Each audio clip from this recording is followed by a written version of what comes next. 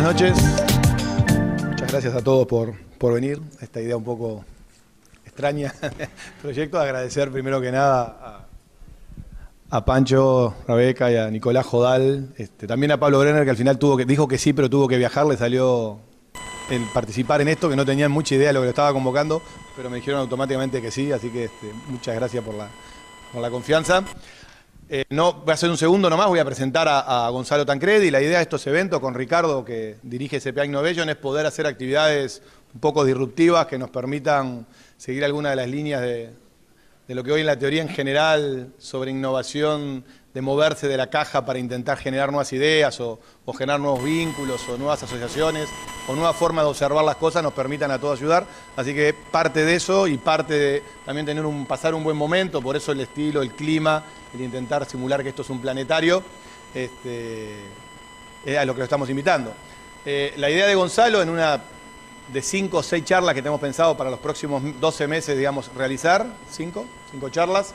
En este caso es con Gonzalo pensar en alguien, estamos pensando en alguien, un profesional de primer nivel del mundo. Gonzalo es el homónimo más para los amigos más íntimos, es un profesional desde muy joven, impresionante, es un científico de primer nivel del mundo, es una de las personas que en Uruguay integra los ámbitos más vinculados al mundo de la astronomía. Fue capaz de lograr que los americanos se quedaran sin un planeta, porque ustedes saben que Plutón, todos estudiamos que Plutón era un planeta, pero ahora creo que es un planeta enano, gracias a que el último congreso, o en el anterior, hace 2 congresos o 3 congresos atrás, de astrónomos, logró convencer y conseguir las mayorías para votar que no es un planeta, es un planeta enano. Así que su sistema Plutón-Carón, ¿no? Mira eso. Sí, yo con él éramos muy jovencitos, estábamos en una casa y se fue y me dejó un material al lado mío y me lo pongo a leer y decía el origen del sistema Plutón-Carón. Intenté leerlo, obviamente no pasé de la segunda página porque el debe y el haber no me permitía entender mucho más de lo que decía. Sí entendí que Carón es la luna de Plutón, eso me quedó grabado, y por lo cual cuando alguien está muy distraído le digo que está en Carón y luego le explico que es una luna bastante más alejada que la que tiene. Así que ese es de donde lo conozco a Gonzalo y es un amigo. Así que con Ricardo estamos tirando estas ideas, no los quiero aburrir mucho, solo contar algunas cosas de Gonzalo. Gonzalo ingresó a la universidad, a la Facultad de Ingeniería, con la idea de ser ingeniero, pero decidió que la astronomía, que era su hobby, cambiarse y dedicarse a hacer lo que le gustaba, que era ser astrónomo. Fue el primer licenciado en astronomía en Uruguay, en la Facultad de Humanidades, es PhD en astronomía en la Universidad de Uppsala, Suecia. Su tesis, la evolución de los cometas. Acá me pone que su mayor arrepentimiento hay una anécdota bien interesante. Él, en unos temas, si le entiendo bien, o de lo que me ha explicado siempre, intenta a través no de la observación, sino de la determinación matemática, de entender las tendencias del universo, ver de dónde vienen los cometas. Él tenía en su tesis determinado que el cometa que hace 4 o 5, ¿no? ¿En qué año fue, Gonzalo? En 94. El año 94 pegó en Júpiter. Era su tesis, él lo previó. Nada más que su compañero que estaba en Suecia, que tenía la obligación de estar mirando constantemente al lugar de donde ellos estimaban que iba a venir, se fue a dormir. Y por lo cual lo descubrió un canadiense que no tenía nada que ver, o no, una canadiense era, ¿no? Que estaba mirando otro tema y vio que venía algo raro y lo denunció hoy, por lo cual el cometa no se llama Gonzalo Tancredi, se llama Shoemaker-Levy. Porque se durmió su amigo sueco, así que los suecos son disciplinados, pero no tanto, ¿no? O sea, si tienen que ir a dormir, van a dormir. Y por último, bueno, ha dado más de 100 charlas en todas partes, en 25 países, y lo más relevante hoy es que participa en la Conferencia de Defensa Planetaria, donde se reúnen ingenieros, científicos, militares y expertos en manejo de desastres para analizar qué acciones tomar en caso de que un asteroide pudiera impactar en la Tierra. Y va a ser la charla que va a dar hoy él. Y luego vemos qué se nos ocurre a Jodal, a Pancho y a mí, decir si hay algún asteroide que va a pegar en nuestra empresa, que a veces alguno tenemos por ahí que nos circunda, y si podemos aplicar alguna de estas ideas. Así que los dejo con Gonzalo y disfrutemos toda la charla. Gracias. Hola. ¿Me escuchan? Sí. Bueno, obviamente agradezco a Bruno y a los colegas de CPA Ferrer de invitarme a esta presentación tan inusual. Lo comentaba con algunos colegas académicos que esto es bastante inusual para mí, dar una charla en estas condiciones de luces, pero bueno, uno se va adaptando y creo que es bueno comunicarse con públicos diferentes. Lo que les voy a hablar puede llevar varios títulos. la ciencia de las catástrofes naturales, o también como se le conoce como la ciencia del día del juicio final, porque sin duda desde la antigüedad las teorías apocalípticas, las teorías sobre el fin del mundo han estado presentes en la humanidad. Las podemos ver reflejadas en pinturas, como aquí tenemos el juicio final en la Capilla Sixtina de Miguel Ángel. También tenemos este tríptico del juicio final del Bosco. Todas referencias a lo que aparece en la Biblia, en el libro del Apocalipsis. Pero sin duda, no solo la religión cristiana hace referencia a el Apocalipsis, sino casi todas las religiones tienen estas referencias apocalípticas. Acá tenemos pinturas un poco más modernas sobre ideas apocalípticas. Pero esto ha estado presente, a ver, capaz que... A ver si por lo menos escuchamos, a ver si sale. Bueno,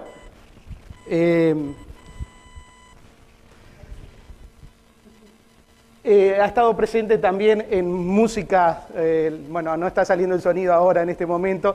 Esta es la canción Apocalipsis Now del Cuarteto de Nos, que en el disco Barranca Abajo, que también hace referencia, o más recientemente tenemos Agárrate Catalina en uno de sus cuplés del año 2006, Esperando el fin del mundo, en el cual hace también referencia al impacto de meteoritos que nos pueden llevar a una catástrofe a escala global. O sea que siempre ha estado presente esta preocupación sobre el fin del mundo. Ha estado presente también en cantidad de películas. Creo que de las más conocidas estaba Armagedón, de la cual veíamos algunas escenas antes de empezar la charla, o también esta otra que llamaba Impacto Profundo, dos películas de los finales de los 90 en las cuales se hacía referencia al impacto de asteroides o cometas contra la Tierra. Y más recientemente, en 2012, hacía referencia a otro problema también de catástrofe a escala global, vinculado a la actividad solar y lo que podría producir como cambio climático a escala planetaria. Pero ¿qué ha cambiado en las predicciones sobre el fin del mundo, desde aquellas predicciones que aparecían en las diferentes religiones, como decíamos en la Biblia, en el Apocalipsis, o a lo largo de los años, especialmente vinculados a las transiciones de siglo o de milenio? En el año 1000, en el año 2000 también estuvieron presentes una serie de concepciones apocalípticas. Lo que ha cambiado para nosotros es la ciencia. La ciencia nos ha permitido reconocer en las últimas décadas que hay una serie de amenazas reales que pueden afectar el desarrollo de la vida en nuestro planeta y el desarrollo de la humanidad. Reconocemos también la vulnerabilidad de la Tierra. Esta imagen que están viendo acá, esta imagen que están viendo acá, es una imagen tomada por la sonda Voyager, una sonda lanzada por finales de los 70, que el famoso astrónomo y divulgador Carl Sagan pidió que cuando se cruzara la órbita de Neptuno, o sea, el límite del sistema solar, como un poco lo planteaba Bruno, tal cual lo concebimos hoy en día, el último planeta, el planeta más distante, cuando cruzó la órbita de Neptuno, pidió que la sonda enfocara hacia donde estaba la Tierra y tomara una imagen. La Tierra es este puntito que está acá, y de ahí sale la famosa frase de un punto azul pálido en un rayo de luz. Esta imagen de la Tierra nos da idea de lo que es la dimensión de la Tierra. Otra forma de entender la vulnerabilidad de la Tierra, la fragilidad que tiene la Tierra, yo la he mostrado varias veces tomando un globo terráqueo, como el que ven aquí. Esta es, a una cierta escala, la dimensión de nuestro planeta. Y si no sé si se dan cuenta, el globo terráqueo está envuelto en un pequeño film, que si uno lo saca, este es el tamaño a esta escala de la atmósfera de la Tierra. Esto es lo que nos protege del espacio exterior y lo que nos protege de la radiación proveniente de los astros. Si no estuviera este pequeño film, esta pequeña capa de atmósfera, seríamos muchísimo más vulnerables. El reconocimiento de esa vulnerabilidad, de esas amenazas que tiene la Tierra, ha llevado a que comenzáramos a tomar acciones. Y a lo largo de la charla lo que voy a marcar es años en los cuales nos dimos cuenta de eso, y van a ver que son años aquí nomás, hace pocas décadas que nos damos cuenta de esos efectos, y quizás en ninguno de los casos todavía estamos en condiciones de poder buscar soluciones. Estos temas han aparecido en todas las revistas de relevancia internacional. Acá tenemos Newsweek con el título Doomsday Science, la ciencia del día del juicio final, o también un artículo de Newsweek, de Time y de The Economist, el peligro del espacio, las colisiones cósmicas, o también un poco más a nivel de aficionados a la astronomía, los desastres cósmicos. Son todos enfoques desde diferentes perspectivas sobre las amenazas que pueden afectar a nuestro planeta. Estoy hablando de amenazas que son externas, ¿no? Sin duda ustedes han oído hablar de amenazas internas que tenemos aquí en nuestro planeta, ya sea del planeta Tierra, pero principalmente de la humanidad, ¿no? El desarrollo de la humanidad ha llevado a problemas como el cambio climático, ha llevado a problemas como la superpoblación, el hambre, etcétera. Pero esos son problemas que en principio nosotros estaríamos en condiciones de poder resolverlos, ¿tá? Con un esfuerzo mancomunado, que es difícil de encontrar en toda la humanidad, pero estaríamos en condiciones. Estas de las que voy a hablar son amenazas externas que tenemos que tener presentes y que quizás podemos solucionar o no, podemos mitigar o no. Y esas amenazas externas han estado presentes a lo largo de la historia de toda la vida en la Tierra y han llevado a este fenómeno de las extinciones masivas. Podemos entender que la geología y la paleontología ha cambiado a lo largo de la historia en base a dos paradigmas, el catastrofismo o el gradualismo, que los cambios sustanciales que ha sufrido la vida en la Tierra ha sido a través de procesos catastróficos o a través de un cambio gradual. Y lo que nos damos hoy en cuenta es que realmente las catástrofes han sido cambios sustanciales que han permitido el desarrollo de la vida.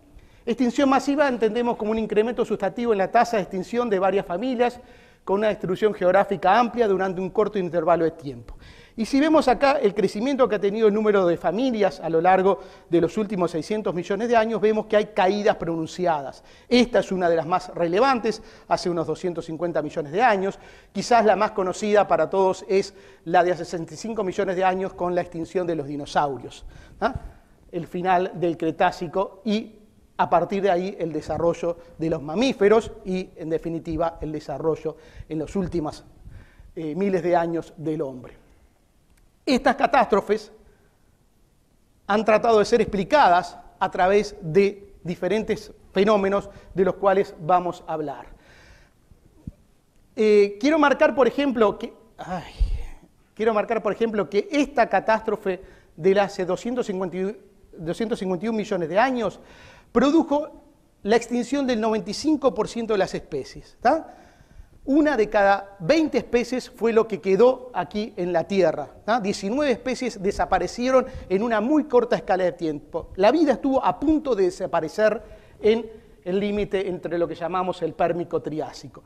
Y la de 65 millones de años atrás es la extinción de los dinosaurios, pero que no solo fue de los dinosaurios, fue del 85% de las especies que habitaban la Tierra en ese momento. Podemos decir que 99.9% de las especies que han habitado la Tierra están extinguidas, y la mayor parte de ellos en estas extinciones masivas. Pero, como decía, las catástrofes dan oportunidades a otras especies, ¿no? La extinción de los dinosaurios permitió el desarrollo de los mamíferos, que eran unos pequeñitos animales que habitaban la Tierra y que coexistían con los dinosaurios y que tuvieron su desarrollo, su florecimiento a partir de la extinción de la especie dominante en ese momento, que eran los dinosaurios. Entonces, una primera idea, bueno, catástrofes dan posibilidades al desarrollo de otros grupos. Otra forma de ver esa extinción es ver el porcentaje de extinción por millones de años. Vemos que hay picos en los cuales el nivel de extinción, el nivel de desaparición fue muy alto, como el que decíamos de 251 millones de años atrás o el de hace 65 millones de años atrás. Pero vemos que la extinción ha estado siempre presente, siempre hay un nivel base, ¿tá? Un nivel base que lo podemos fijar en unas 15, 20 especies por millón de años que desaparecen. Y esto nos plantea otro problema, que la tasa presente de extinción es del orden de 5 familias por siglo, o sea, de 5.000 familias por millón de años. La tasa presente en este momento está totalmente fuera de esta escala. ¿Cuál es la causa de eso? Bueno, se está hablando de la sexta extinción.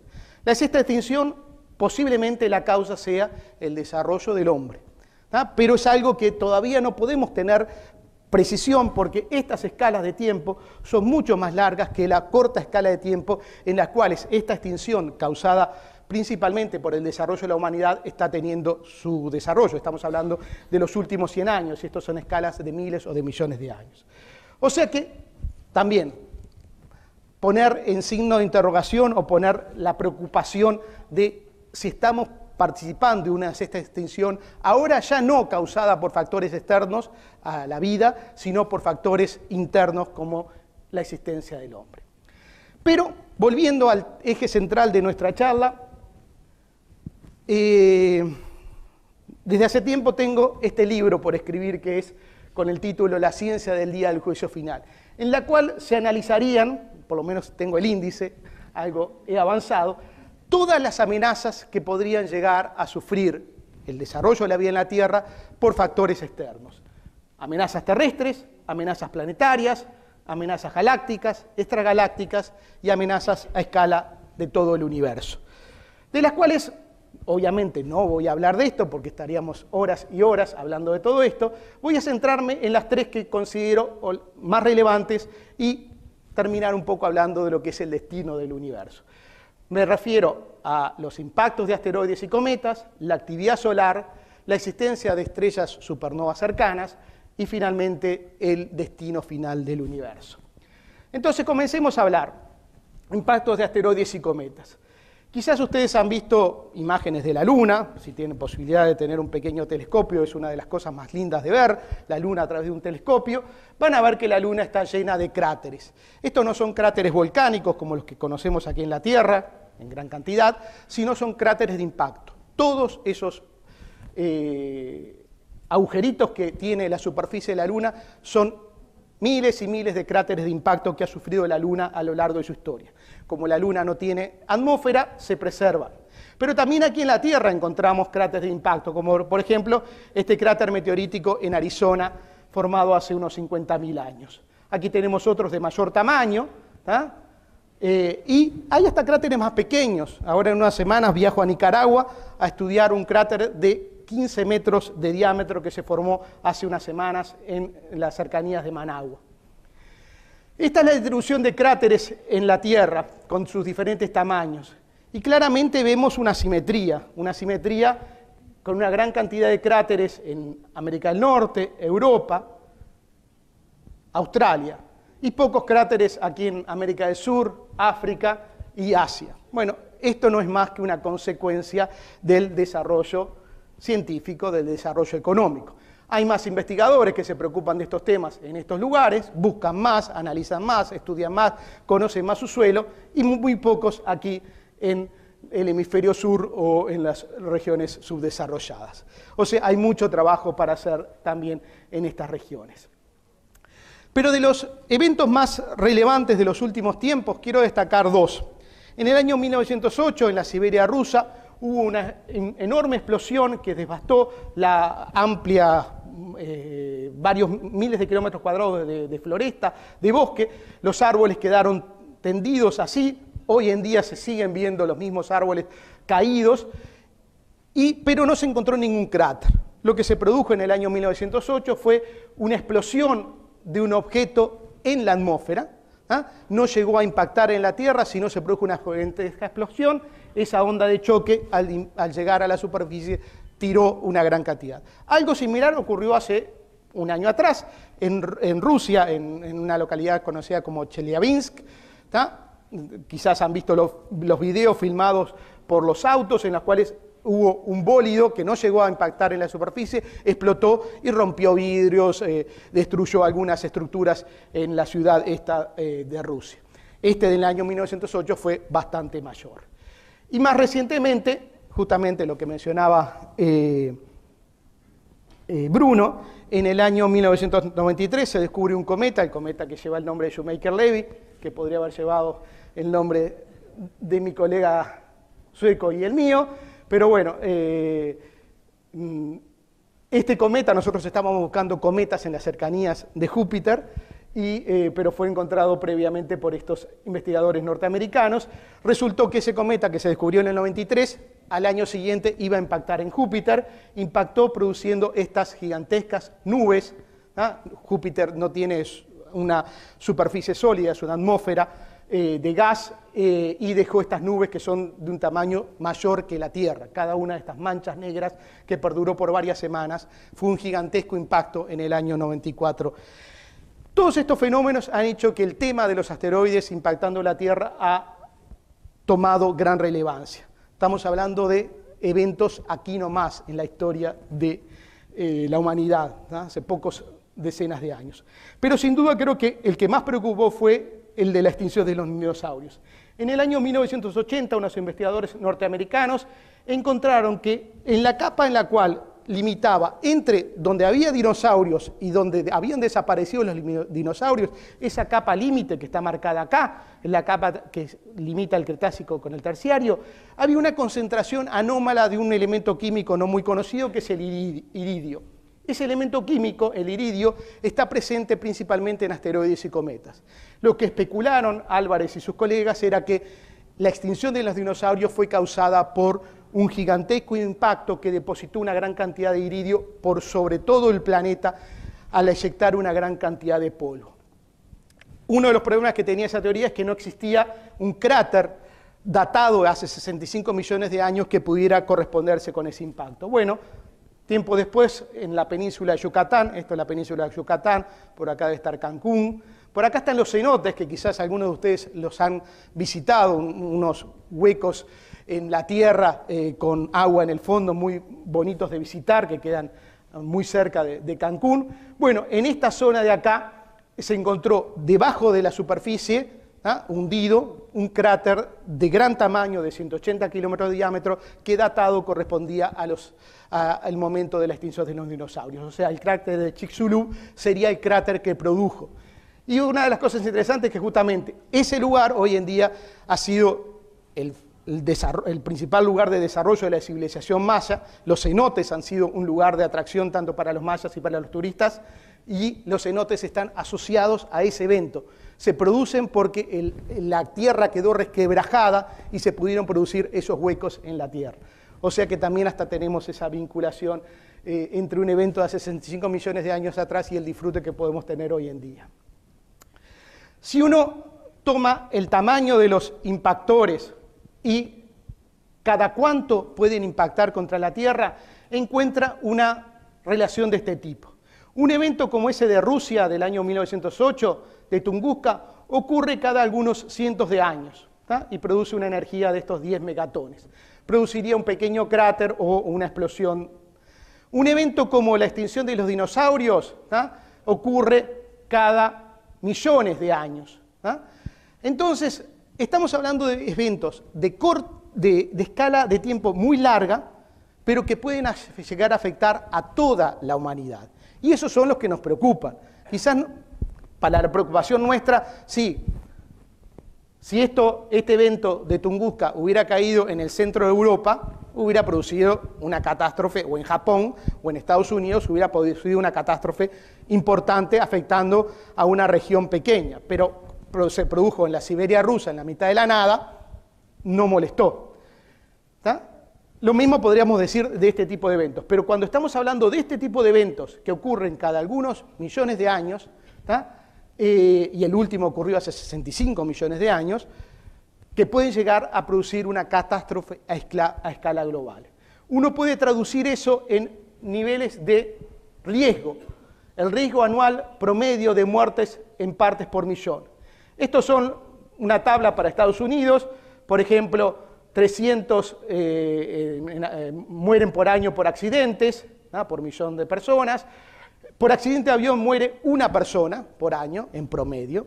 Y si nosotros dividimos esa gran escala de tiempo, pero en la cantidad de muertes que podría llegar a afectar, por ejemplo, a una fracción del 25-50% de la humanidad, en esa escala de tiempo llegaríamos a que un evento de escala mundial llevaría como promedio a media muerte por millón.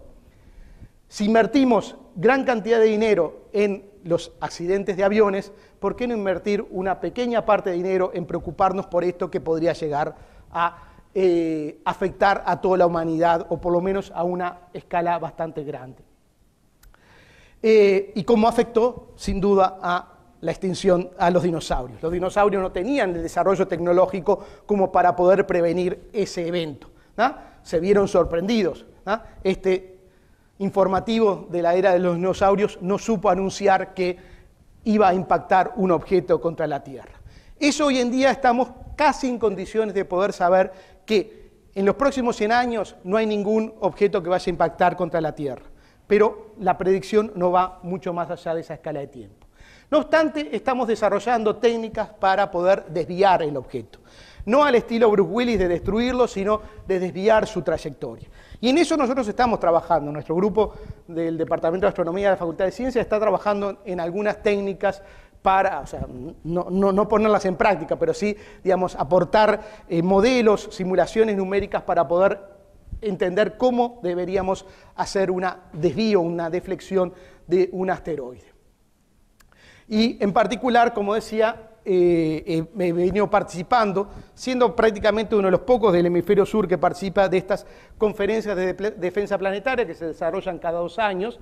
La última se hizo en Flagstaff, en la cercanía justamente del cráter meteórico, en la cual, bueno, se reúnen científicos, astronautas, ingenieros, militares, expertos en manejo de desastres. Por ejemplo, estaba la gente de la FEMA, de la Federal Emergency Management Agency de los Estados Unidos, para analizar las acciones a tomar en caso de que un asteroide pudiera impactar contra la Tierra. Se han hecho, por ejemplo, ejercicios de simulacro de impacto. ¿Qué acciones tomar? Y una de las cosas que me interesa muchas veces remarcar es este caso. Este es uno de los casos más que nos preocupa más. Es el asteroide Apophis, que en el año 2036 podría llegar a tener una chance de impacto contra la Tierra. Uno puede predecir con bastante exactitud en qué región podría afectar del planeta. Y es esta región que está acá marcada, ¿no? Si impactara contra la Tierra, impactaría en algún punto a lo largo de esta línea roja. Entonces, bueno, vamos a trabajar y a tomar acciones para desviar este objeto. Juntamos a las Naciones Unidas, juntamos a los gobiernos, juntamos a los que quieran poner plata para esto y nos ponemos a discutir hacia dónde los desviamos. Piensen ustedes, Rusia, Panamá, Venezuela, ¿ah? Obviamente la situación se torna un problema geopolítico bastante grande. Es fácilmente pensar que Estados Unidos se aliaría con Rusia y decir, los llevamos para acá, y bueno, y si le erramos, a lo sumo terminaremos.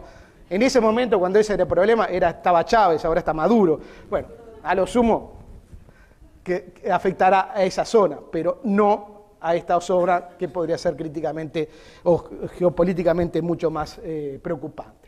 Bueno, es un problema en definitiva geopolítico. Y aquí viene una primera reflexión que, bueno, con ese intento de vincular algo, quise rescatar algunas ideas sobre el riesgo de los impactos. Son fenómenos con predictibilidad a corto y mediano plazo, pero limitada a lo que ya conocemos. O sea, existe un porcentaje de objetos que desconocemos que podrían aparecer prácticamente sin haberse descubierto más que días antes, horas antes del momento del impacto. Pero podemos tener una predictibilidad a corto y mediano plazo. A largo plazo es imposible por la caoticidad del movimiento de estos objetos. Tenemos la certeza de que una catástrofe ocurrirá a largo plazo, ¿no? Estadísticamente sabemos que una catástrofe de este tipo ocurre en escalas de millones de años, o sea que podría llegar a ocurrir ahora, pero si tomamos una escala de tiempo de 1 millón de años o algunos millones de años, sin duda va a ocurrir una catástrofe. Es un problema atacar con un trabajo cooperativo e interdisciplinario, ¿no? No basta solamente nosotros los astrónomos buscándolos, ¿tá? Y diciendo van a impactar en tal fecha, si no se necesitan a los astronautas, a los ingenieros, a los militares, a los gobiernos, como decía, es un problema geopolítico. ¿Tá? Y tiene entonces una serie de dimensiones geopolíticas este problema. ¿Tá? Bueno, y quería tirar algún bolazo si no podemos hacer alguna otra analogía. Segundo problema a comentar, la actividad solar. Esta es una imagen del Sol en diferentes filtros y vemos una serie de regiones activas en el Sol. El Sol, que nosotros lo vemos como un disco amarillo, si lo vemos a través de filtros, no directamente, porque si no el ojo queda quemado, podemos llegar a apreciar, y más en esta época, en las cercanías del 2013 o 2014, la presencia de estas manchas que fueron ya observadas por Galileo hace unos 400 años atrás, lo que llamamos las manchas solares. Más en detalle, las manchas solares tienen esta apariencia, son regiones más frías del Sol, en el cual hay un intenso campo magnético comparado con el resto de la superficie del Sol. Aquí vemos otro detalle de las manchas. Las manchas tienen un ciclo de 11 años, o sea, van desde un mínimo de actividad hasta un máximo y vuelta al mínimo en una escala de 11 años. En este momento estamos transcurriendo un máximo de la actividad solar, ¿tá? Y una de las cosas que se ha encontrado es que puede haber una correlación entre el nivel de actividad solar y el clima en la Tierra. Sobre el principio del siglo XVI, en Holanda, en Europa, hubo una pequeña era glaciar. ¿Tá? Nevó en mitad del verano por un largo periodo de tiempo. Y si uno va a esa fecha y ve el nivel de actividad del Sol, para ese momento el nivel de actividad del Sol era mínimo. O sea que de alguna forma hay una conexión entre la actividad solar, cosa que todavía desconocemos cómo, y el clima en la Tierra. Por lo tanto, muchas veces cuando hablamos del tema del cambio climático, nosotros los astrónomos decimos, bien, hay un efecto humano, hay un efecto antropogénico en el cambio climático, pero no olvidemos el efecto que puede tener el Sol. ¿Ah? En escalas de tiempo más grandes, el Sol puede ser un efecto, una causa de cambio climático muy importante que puede llegar a afectar a todo nuestro planeta. Y decíamos, este fue la actividad anterior, el ciclo anterior, que empezó en el año 1996 y terminó en el 2006, en el cual ven cómo la actividad del Sol, o sea, se vuelve mucho más activo, aparecen muchas más regiones calientes en la superficie del Sol hasta desaparecer. Hoy estamos transitando nuevamente y estamos a esta altura, ¿no? En un momento de gran actividad, si bien no tanto como este ciclo del año 2001. Aparecen este tipo de regiones en la superficie solar, aparecen este tipo de protuberancias y excepciones de masa desde la superficie del Sol, y aparecen estos fenómenos. Acá vemos una excepción de una burbuja de plasma, y acá vemos una secuencia de imágenes, ¿tá?, de esa excepción. Acá lo que hacemos es tapar el Sol, ¿tá?, no con un dedo, pero con un instrumento que se llama un coronógrafo, y vemos cómo evoluciona el material en torno al Sol. Aquí vamos a ver una nueva eyección de masa coronal, es una burbuja de plasma que se inyecta en el espacio interplanetario y sale en una cierta dirección. ¿Qué pasa si en esa dirección justo está la Tierra? Bueno, hay una serie de consecuencias de estos fenómenos que las podemos ver. A ver si, ahí está. Demora este fenómeno, esta burbuja, en llegar a unos 3-4 días, y acá tenemos el campo magnético de la Tierra que nos protege, pero que ante la presencia de estas burbujas interactúa y comienza a aparecer fenómenos muy hermosos como son las auroras boreales, que los que han tenido posibilidad de ir al norte de Suecia, norte de Finlandia, norte de Canadá, pueden ver estos fenómenos, que son la interacción de material proveniente del Sol, de material cargado eléctricamente del Sol, con la alta atmósfera de la Tierra. Eso ha sido así visto por los humanos y por todos los animales desde hace miles de años, y que no nos ha preocupado. Pero ¿qué nos preocupa ahora con eso? Que hoy en día somos dependientes de la tecnología. La tecnología, estamos hablando de circuitos eléctricos que pueden ser afectados por una burbuja de plasma cargada eléctricamente, generando un campo magnético que interactúe contra la Tierra. Entonces podemos afectar los satélites, a los astronautas viajando, las comunicaciones, se generan burbujas de plasma que perturban la región ionosférica que se utiliza para la transmisión de señales, puede llegar a afectar la radiación que recibe un pasajero en vuelo, puede llegar a producir lluvias, las radiocomunicaciones que rebotan en la ionosfera, y pueden llegar hasta producirse corrientes inducidas en las líneas de alta tensión y en los caños que hay aquí en la Tierra. Esto ha ocurrido en el año 1989, hubo un gigantesco apagón en Quebec que afectó a más de 5 millones de personas, producto de una eyección de masa coronal y la generación de una corriente eléctrica inducida en una línea de alta tensión que reventó un transformador. ¿Tá? Han habido varios casos de afectaciones de las comunicaciones con pasajeros en vuelo o con satélites como producto de este tipo de cosas. ¿Tá? Creo que fue en mitad de la guerra de Irak, estaba volando el Air Force One, hubo uno de este tipo de eventos y se perdieron las comunicaciones con el Air Force One, ¿tá? Que si no estuviera previsto este tipo de eventos, si no se hubiera conocido qué consecuencias podría haber tenido ese tipo de cosas.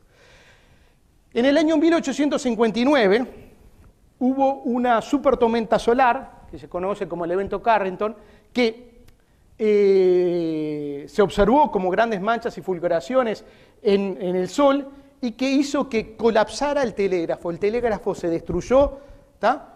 En el año 1859, la única forma de comunicación que teníamos a escala global en ese momento, se quemó, digamos, la gran parte de las líneas de telégrafo como producto de este evento del año 1859. Se estima que si un evento de este tipo, como el evento Carrington, ocurre hoy en día, las consecuencias superarían los 100.000 millones de dólares porque la mayor parte de los satélites artificiales quedarían fritos, ¿eh?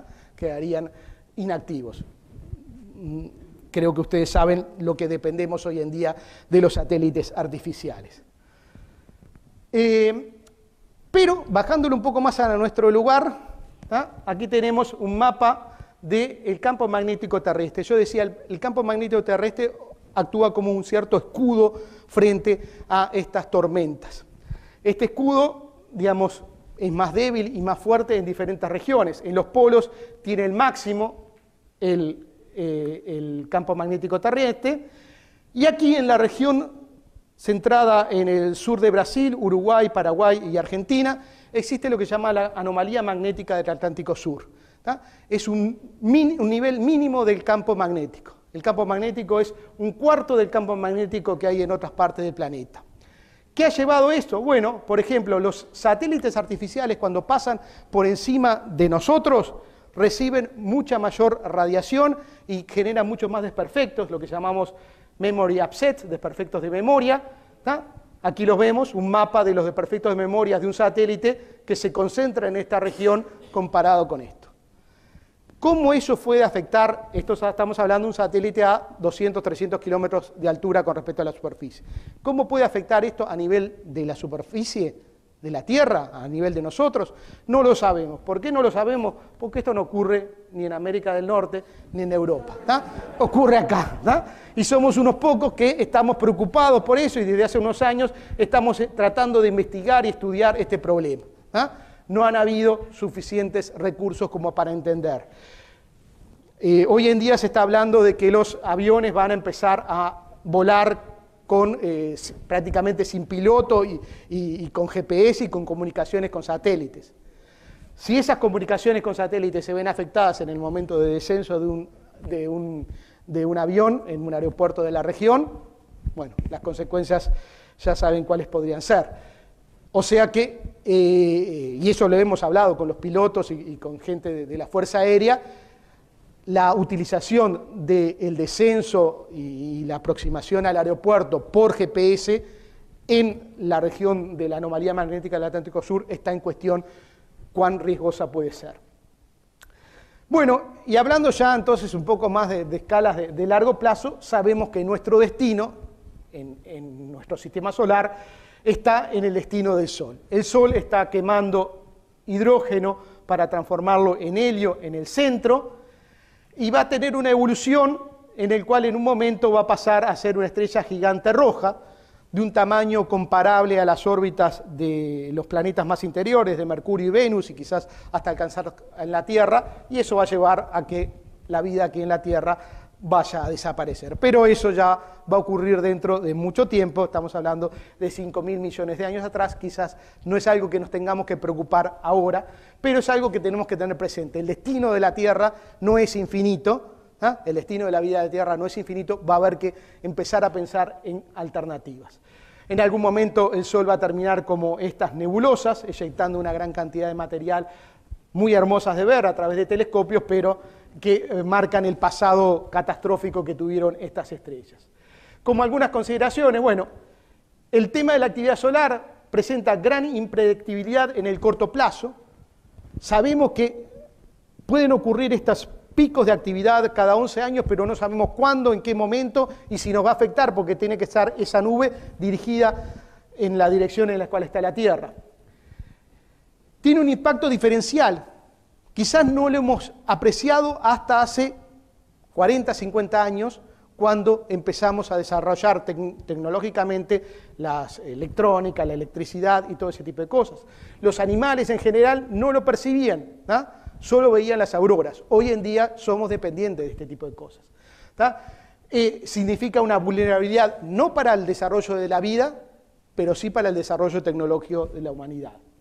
Y la ubicación particular de Uruguay en la anomalía magnética nos hace tener una consideración especial para este problema. Y después, bueno, tenemos una certeza de destino a muy largo plazo, ¿tá? Una escala de millones de años, o de miles de millones de años, sabemos que acá no va a poder seguir habiendo vida en nuestro planeta, ¿no? Y bueno, eso era alguna reflexión, digamos, si podíamos tener algún vínculo con otro tipo de mercados. Hablar un poco brevemente de supernovas cercanas y destellos de rayos gamma. Ya acá empezamos a cada vez, una cosa que no mencioné, estas eyecciones de masas coronales fueron descubiertas en el año 1971 por una de las primeras satélites artificiales que se envió para estudiar el Sol. Antes no se conocían, no sabíamos que existían estas eyecciones de masa coronales, ¿tá? Estamos hablando de 30, 40 años, y recién ahora estamos en condiciones de tener dos ondas espaciales que están viendo continuamente el Sol y pudiéndonos avisar con 3, 4 días de antelación si viene una eyección de masa coronal en dirección de la Tierra. Supernovas cercanas y destellos de rayos gamma. Una estrella, yo decía, una estrella como el Sol va a transcurrir de esta forma, va a transformarse en gigante y finalmente en gigante roja, y finalmente va a eyectar una gran cantidad de material y transformarse en enana blanca. Pero una estrella más masiva que el Sol, de 3, 4 veces la masa del Sol, va a transformarse en una estrella supergigante roja y finalmente va a terminar en lo que llamamos como un agujero negro o una estrella de neutrones. Esto produce una explosión de gigantescas proporciones, ¿tá? De energías miles y miles, o millones y millones de veces más energéticas que la energía que está emitiendo el Sol, ¿tá? Este es el mecanismo que se produce. Acá tenemos, por ejemplo, una de las supernovas más reconocidas de los últimos años, en el año 1987, en la nebulosa de Magallanes. La nebulosa de Magallanes es uno de los fenómenos más bonitos de ver en una noche muy oscura. Cuando ahora se vayan al interior o a las playas en el verano, van a ver hacia el sur como dos nubecitas que están siempre permanentes ahí, si está el cielo bien oscuro. Eso no son nubes de nuestra atmósfera, sino son dos galaxias vecinas a las nuestras, dos galaxias satélites a nuestra galaxia de la Vía Láctea, que se llaman las nubes de Magallanes. Llevan su nombre por Magallanes y su expedición hacia el hemisferio sur, y son entonces galaxias vecinas, están ni muy cerca ni muy lejos. Bueno, ahí se produjo en el año 1987, acá teníamos una imagen antes y después de la explosión, ¿no? Apareció una estrella nueva, de ahí su nombre, supernova, una estrella súper brillante nueva. Hoy en día, o algunos años después, lo que vemos es esta imagen, en la cual lo que vemos es que la estrella explotó y eyectó una gran cantidad de material. A lo largo de la historia han aparecido varias y han sido reconocidas especialmente por los chinos, en registros, hay una gran cantidad de estrellas supernovas que han aparecido en las inmediaciones de nuestra galaxia. Aquí está el Sol, aquí está el centro galáctico y aquí tenemos las supernovas más brillantes. Se produce una supernova en un radio de 100 parsecs cada 500.000 años. Y el tema, por ejemplo, esta es una supernova que explotó hace 300.000 años, también produciendo una gran cantidad de material. Podemos tener estrellas aún más masivas que se llaman hipernovas, que eyectan muchísimo más material, son muchísimo más brillantes. Esta que se conoce como Eta Carina también es observable desde el hemisferio sur.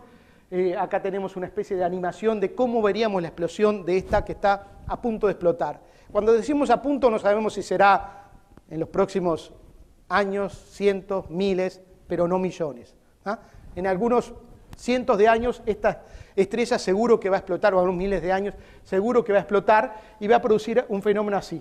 Lo vamos a ver como un gran destello y después una gran cantidad de material, especialmente partículas energéticas que llegarían a la Tierra y afectarían especialmente la capa de ozono. Podrían llegar a destruir la capa de ozono aquí en la Tierra, que es la que nos protege de la radiación ultravioleta. Así se vería Eta Carina cuando explote. Entonces, consecuencia de una explosión de supernova y de un destello de rayos gamma, se producirá una emisión de rayos X y rayos gamma que destruiría la capa de ozono, lo que permitirá la llegada de la luz ultravioleta del Sol, destruyendo el plancton y toda la cadena alimentaria. Sabemos que el plancton es la base de la vida en la Tierra. Supernovas hasta 100 años luz y destellos de rayos gamma hasta 1000 años luz afectarían la biosfera.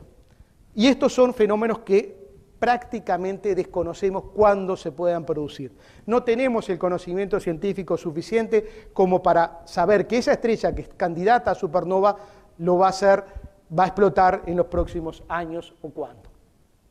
Sabemos quiénes pueden afectarnos, pero tenemos dificultades para predecir el cuándo. Falta investigar el alcance de las consecuencias. Sabemos estas consecuencias y hay algunas especulaciones de que alguna de esas extinciones masivas de las que habíamos hablado puede haberse producido por alguna explosión de supernova. Bueno, quería tirar alguna idea de... sabemos que hay otras empresas que nos pueden afectar, pero tenemos dificultades de saber cómo y cuándo. Y para terminar, el destino final, digamos, ¿no? Ya les hablé de una serie de ejemplos, de quizás los más conocidos, el destino final del universo. Sin duda ustedes han oído hablar del Big Bang, la gran explosión. Sabemos que el universo está en expansión, y si vamos hacia atrás en el tiempo, si está en expansión, en algún momento todo estuvo junto. Ahí se produjo el Big Bang, la gran explosión inicial que dio origen al universo. Cuando decimos dio origen al universo, dio origen a todo, al espacio, al tiempo. No podemos hablar de qué existía antes del Big Bang. Ese fue el origen de todo. Y la gran pregunta que nos hemos hecho es, bueno, ¿esta expansión va a continuar indefinidamente? ¿En algún momento vamos a retornar y va a producirse una contracción y terminamos en lo que llamamos como el Big Crunch, lo opuesto?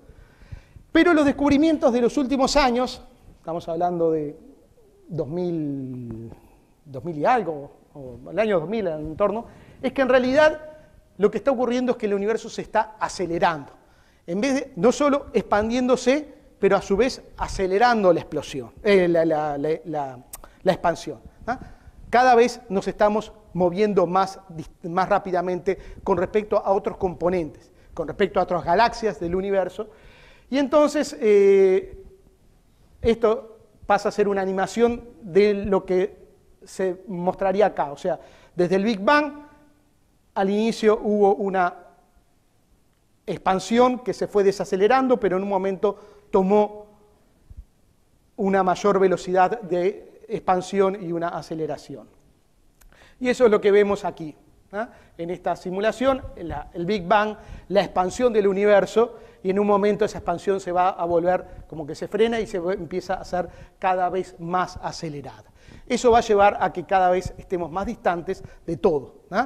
Y cuando estamos hablando más distantes de todo, no es solamente distantes de las galaxias, más cercanas, sino las partículas que nos componen, los átomos, empiezan a separarse. Estamos hablando de escalas de tiempo muy grandes, pero ese va a ser, por lo menos tal como lo conocemos ahora, el destino final del universo. Tenemos una hipótesis fundada sobre el destino final, pero muy lejano en el tiempo. Son las utopías. Sabemos que puede ser la utopía capitalista, la utopía socialista.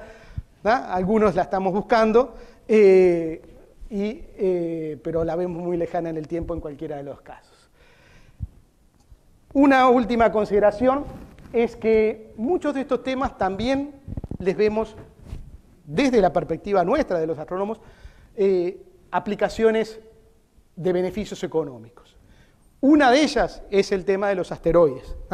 Los asteroides pueden ser fuentes de materias primas, de minerales. Hablábamos del iridio, un mineral que está presente en los asteroides, pero en menor proporción aquí en la Tierra, y han habido varias especulaciones sobre mining asteroids, o sea, haciendo minería en asteroides. Y no estoy hablando de especulaciones muy lejanas en el tiempo. Uno de los objetivos principales de la NASA en este momento es capturar un asteroide, ponerlo en órbita en torno a la Luna y explorar qué es lo que podemos extraer de este asteroide. O sea que cada vez somos más hombres del espacio, vamos a requerir los elementos del espacio y podemos llegar a utilizar. Y aún desde un país pequeño como el nuestro podemos hacer aportes.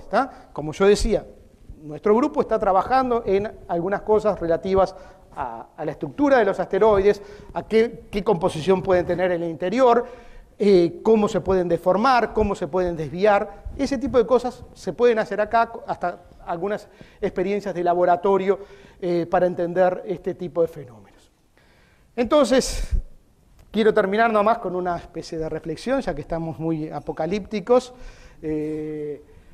En el Apocalipsis de San Juan dice: bienaventurado el que lee y oye las palabras de esta profecía y guarde las cosas en ellas escritas, porque el tiempo está cerca.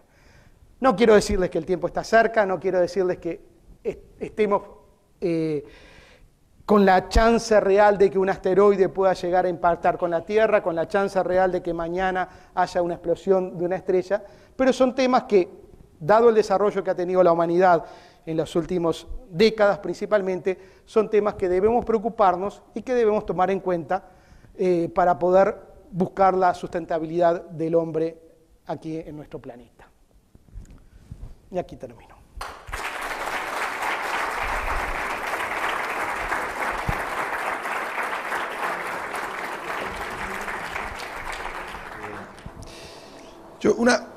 Cuando uno piensa en algunas de las cosas que decía Gonzalo, a mí la primera reflexión que me produce, para no hacerlos a ustedes ser el primero, es la idea de que algo externo, digamos, ¿no?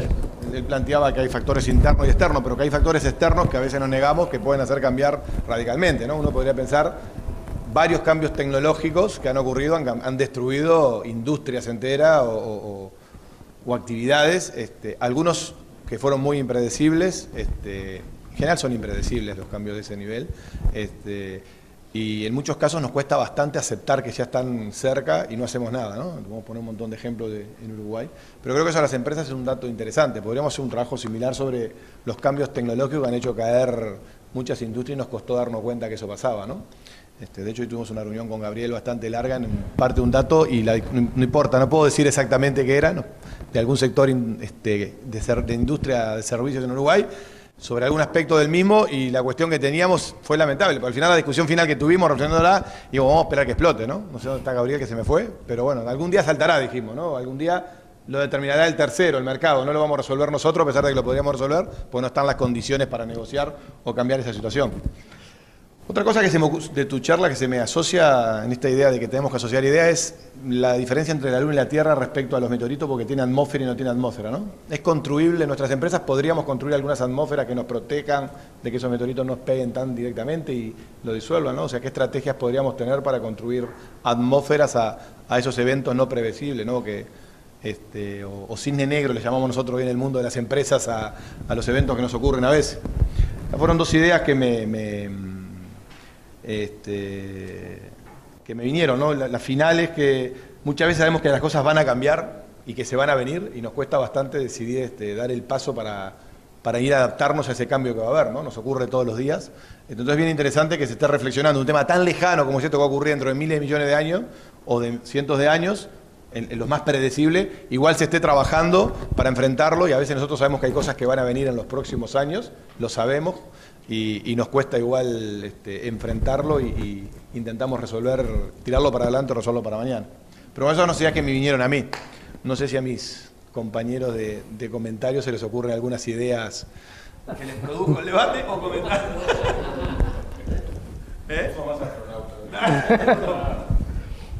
Bueno, para mí me divierte mucho, fue tremenda charla y muchas gracias por la presentación. Bueno, hay una reflexión, pero la que tengo no es políticamente correcta. La que sí voy a...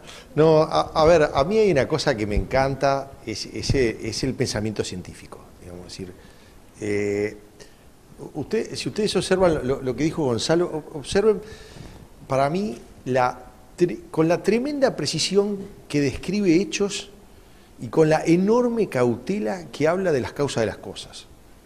Es decir, describió con tremenda precisión cifras, cosas, tamaños, la extinción del Pérmico, etcétera, etcétera, y cuando llega el momento de decir, ahora hay una extinción masiva que podría ser por causa de la humanidad. Para mí es recontra obvio que es por causa de la humanidad, pero no soy un científico. Y él, a pesar de que era recontra obvio, digamos, que los animalitos se están extinguiendo porque nosotros le estamos pasando por arriba, porque somos 7.000 millones de personas en el planeta, él dijo con muchísima cautela que esa podría ser la causa. Para mí eso es una de las cosas brillantes del pensamiento científico. Y que distinguen a las personas que tienen un pensamiento científico a las que no. Es decir, mucha precisión en la evidencia, pero muchísimo, muchísimo cuidado en la causa de las cosas. Así que mi primera, digamos, reflexión es, tengan mucho cuidado de la gente que tiene claras las causas de las cosas. Es decir, las personas que vienen a la empresa y dicen, las causas de las cosas son tales y tales, a mí... observen, digamos, una y otra vez se demostró que el pensamiento científico es una metodología de pensamiento muy superior a todas las demás. Y una de las cosas que más claramente la distingue es que la enorme precisión con que describen la evidencia y la enorme cautela con que describen la causa de las cosas. Para mí fue clarísimo esto en tu charla, me hace reafirmarme la potencia del pensamiento científico, y creo que lo más importante, en resumen, cuídense de las personas que tienen claras las causas de las cosas. Gracias. Lo que yo sí tengo claro que no le reí a los invitados, ni a quien habló, ni a quien iba a comentarlo, ¿no? Nicolás siempre muy exacto en encontrar algo nuevo en una charla espectacular como la de Gonzalo. Acá hay que se parece más a mí, capaz más intuitivo, a ver qué se te ocurre. Es difícil, a ver que se me ocurre algo después de esto. Lo primero que se me ocurrió es que es un gran baño de realidad, ¿no? O sea, yo me acuerdo cuando me iba a dormir, a veces cuando era chico, me imaginaba, me subo a una nave espacial, aprieto el acelerador al fondo y ¿a dónde voy? ¿Y a dónde voy a terminar? ¿Me voy a golpear contra algo un día o sigo yendo, y es un Truman Show esto, me voy a pegar contra una pared o algo? Y no, pero ¿y a dónde termino? ¿Vos me podés contestar? Porque es un dilema que tengo de chiquito. Lo más probable es que no te encuentres con nada. Pero es muy loco, en verdad. Es lo que le está ocurriendo, por ejemplo, a esa sonda Voyager que yo comentaba, que es la primera sonda que nosotros enviamos al espacio interestelar, ¿no? Ya está escapando del sistema solar. Y lo más probable es que el espacio interestelar es tan vasto, o sea, las dimensiones son tan grandes que no se va a encontrar con nada. O sea, no... Totalmente. Sí, somos muy pequeños, digamos, ¿sí? Somos nada, digamos. Bueno, y ahí justamente, o sea, un baño de realidad y que te hace darte cuenta lo insignificante que somos, ¿no? Vos hablabas de, pasaban, sí, 65 millones de años como si fuera a dar vuelta a la hoja, ¿entendés? Y si llegamos a vivir 100 años cada uno, bueno, espectacular, pero se dan cuenta lo que es eso en la cifra que estás manejando, ¿no? Entonces, nuestro paso por este mundo es tipo, ni siquiera un suspiro, es un abrir y cerrar de ojos, que lo que me lleva también a decir, bueno, aprovechemos el tiempo en que estamos acá a hacer cosas. Y por hacer cosas no quiero decir solamente cosas materiales y profesionales y ser exitosos y todo, porque creo que eso también, después de escuchar todo esto, también te da un baño de realidad. y decir, a ver, ¿qué es más importante? ¿Ser exitoso y wow, y esto y lo otro? ¿O criar bien un hijo? ¿O tener un buen grupo de amigos? ¿O que la gente te respete, ¿no? Entonces yo creo que todas estas cosas, yo vine diciendo, te juro no tenía ni idea que iba a venir a escuchar, me dijeron de planetas, asteroides que te van a explotar, que esto... Y estaba sentado ahí escuchando y decía, pucha, no somos nada y aprovechemos bien el tiempo, ¿no? Y la forma de aprovechar bien el tiempo también, lo que iba pensando es estar siempre actualizándonos y estar acompañando el desarrollo, que si bien estamos acá por nada de tiempo, pero bueno, el tiempo que estamos es estar actualizados y acompañando el desarrollo de la humanidad, ¿no? Y bueno, yo qué sé, es muy loco esto. Espero que mis bisnietos no vivan la explosión esta. ¿Alguien quiere hacer un comentario? ¿Preguntas? ¿No? O sea, no, de repente uno cuando está trabajando con conocimiento abierto, innovación abierta, esto la verdad es que lo del homónimo me trajo bien a la mente eso, de que de repente se necesita realmente toda la creatividad de todos los cerebros, de todos los seres humanos, trabajando bastante en colaboración para lograr sobrevivir como especie, ¿no? Capaz que es el momento en que estamos viviendo, es eso, ¿no? De abrirnos al conocimiento compartido. Una buena reflexión, sino el equipo de gente que trabaja bastante variada, ¿no? Información muy... sí, esa es la característica de este tipo de temas, digo, en los cuales hay que afrontarlo de diferentes perspectivas. ¿Alguno más? Sí. ¿Es verdad que hay ultra mega telescopios tratando de recibir señales inteligentes del universo? Sí, a ver, está el proyecto SETI, que se inició justamente por Carl Sagan, fue uno de los fundadores, digamos, uno de los promotores por la década de los 70, que en ese momento utilizaba, digamos, un único radiotelescopio, y hoy en día hay una serie de radiotelescopios, no son telescopios ópticos, sino son telescopios funcionando en el radio, en la sonda de radio, principalmente tratando de detectar una emisión en la longitud de onda de 21 centímetros proveniente de civilizaciones extraterrestres. Es el proyecto SETI, Search for Extraterrestrial Intelligence. Ha sido bastante poco exitoso en cuanto a encontrar, porque no ha encontrado a lo largo de todo este tiempo ninguna señal inteligente. Y eso en cierta forma también nos ha hecho reflexionar. O sea, si, por ejemplo, a mí muchas veces me preguntan, ¿vos creés en los extraterrestres? Realmente trato de decir, también poniéndome desde una perspectiva más de científico, no es una cuestión de creer o no, hay evidencias o no. Y lo que hasta hace unos, yo diría una década, 15 años atrás, uno pensaba que la vida extraterrestre era un fenómeno que debía existir en todo el universo y que debíamos tener posibilidades de ponernos en contacto con otras civilizaciones extraterrestres a través de señales de radio. SETI no ha encontrado nada, no quiere decir que no exista, pero también nos plantea ciertas restricciones sobre existir o no. Y no son proyectos cerrados, ni militares, son proyectos abiertos. De hecho, yo creo que, bueno, para la gente que está en informática, claro, lo que voy es cómo este tipo de ciencia básica, de ciencia de frontera, genera otro tipo de spin-out, digamos, de posibilidades, spin-off, perdón, de otro tipo de posibilidades. Estas búsquedas de inteligencia extraterrestre generaban muchísima gran cantidad de datos, ¿tá? Había que analizar señales, gran cantidad de señales, y no tenían capacidad computacional.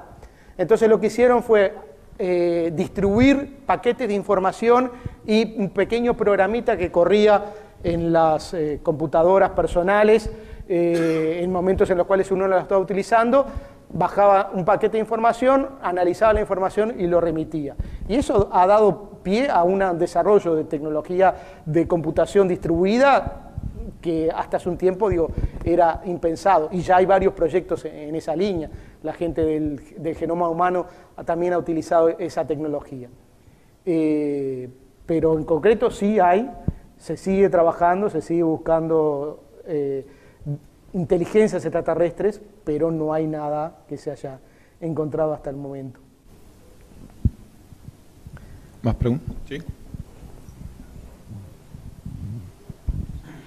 Sí. Solamente quería complementar con que todas estas amenazas quizás de exógenas, me parece interesante también en quienes están estudiando las posibles causas que pueden determinar el fin, por ejemplo, de nuestra especie, que de últimas es lo que más nos interesa, porque el fin del universo puede estar completamente aislado de lo que es el fin de la especie. Me parece interesante los estudios que se están haciendo, por ejemplo, con el tema de la erosión de los telómeros, que es a nivel ya del universo del organismo.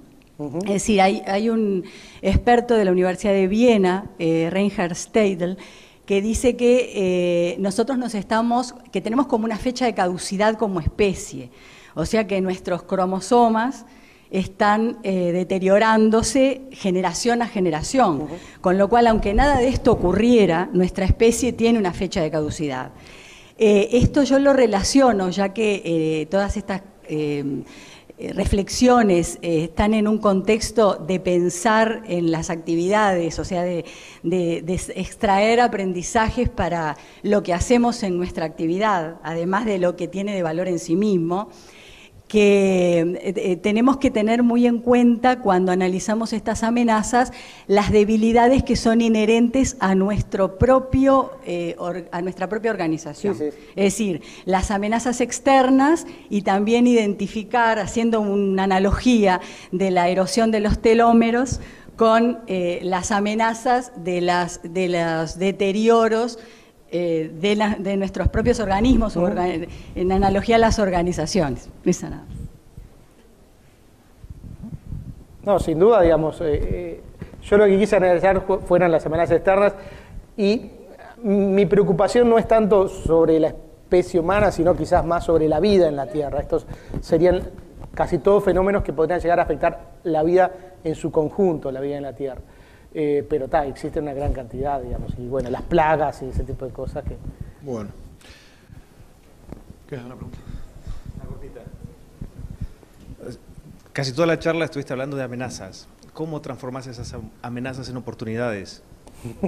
Bueno, a ver, eso fue un poco lo que quería plantear al final. Todo el conocimiento que hemos tenido sobre los asteroides y cometas, que ha sido en gran parte motivado y financiado con la búsqueda de asteroides que puedan llegar a impactar contra la Tierra, las técnicas, ha llevado a pensar, por ejemplo, en esas potencialidades que tienen los asteroides para cubrir necesidades de recursos materiales, o sea, de recursos minerales y hierro, bueno, y ese tipo de elementos. Ese es un caso claro, digamos, de algo que comenzó siendo un estudio para enfrentar este problema y puede terminar siendo aplicable. Las otras está más difícil, digamos, o sea, el tema de la actividad solar, cómo podemos hacer uso de esa energía, porque en sí ya estamos haciendo uso de la energía solar, ¿tá? Y la energía solar no varía demasiado con la actividad, varía solamente ese tipo de ráfagas de material que viene. No creo que haya forma de utilizarlo, pero bueno, después siempre aparece alguien que le va a buscar la vuelta y capaz que lo llega a utilizar. A ver, sí, quizás lo que podemos decir es que ese tipo de radiaciones provenientes del Sol lleva a los organismos a mutaciones. Y las mutaciones no son siempre malas. Las mutaciones son lo que nos hacen evolucionar, lo que nos hacen cambiar. Entonces, bueno, puede ser que esas mutaciones lleven a evoluciones de otro tipo de las especies aquí en la Tierra. Bueno, creo que ya cumplimos un tiempo razonable. Creo que los podemos invitar a tomar un trago y a compartir un cierre de la jornada. Muchas gracias, Gonzalo, espectacular. Muchas gracias, Nicolás. Muchas gracias, Pancho. Un gusto a todos ustedes, a los compañeros de la firma y a todos los amigos, clientes o no clientes, empresas y periodistas y etcétera y académicos que hay acá.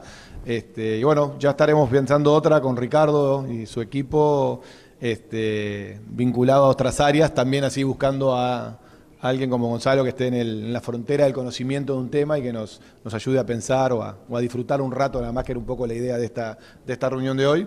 Nosotros estamos muy contentos, no solo por hoy, por lo de Gonzalo. Hace 15 días hicimos un evento bien interesante con la Facultad de Ingeniería, el máster en Ingeniería Matemática. También teníamos muchas dudas que iba a ocurrir, se llenó de 120 personas, vinieron un académico de Estado de Zurich, un uruguayo, también así en la frontera del conocimiento, a hablar de modelos matemáticos aplicados a los negocios. Presentamos un trabajo nuestro de SBEN que anda por ahí. Vino gente de Argentina, de DirecTV, a presentar sus modelos matemáticos para determinar sus mejoras en la forma de atender a clientes. Y la UTE mostró sus modelos matemáticos. Había ingenieros, había científicos, había empresarios. Bueno, vino el rector. La verdad que nos sentimos muy contentos de estas ideas en la firma, de que estemos mezclándonos la academia, las empresas, científicos, aficionados de temas, discutir. Creo que es una pequeña frutillita que queremos ver de seguir haciendo. Si hay ideas, nos las pueden comunicar, veremos qué se nos ocurre para la próxima. Pero bueno, una buena cosa sería que algunos tienen una idea, a ver si conseguimos. Si alguien cree que debe haber personas bien interesantes para hacer una actividad de esta, encantado nosotros de incluirla. Ya les contaremos cuáles son las futuras actividades, siempre con este clima un poco distendido y disfrutarlo. Gracias Gonzalo, gracias Nicolás, gracias Pancho, gracias a todos ustedes.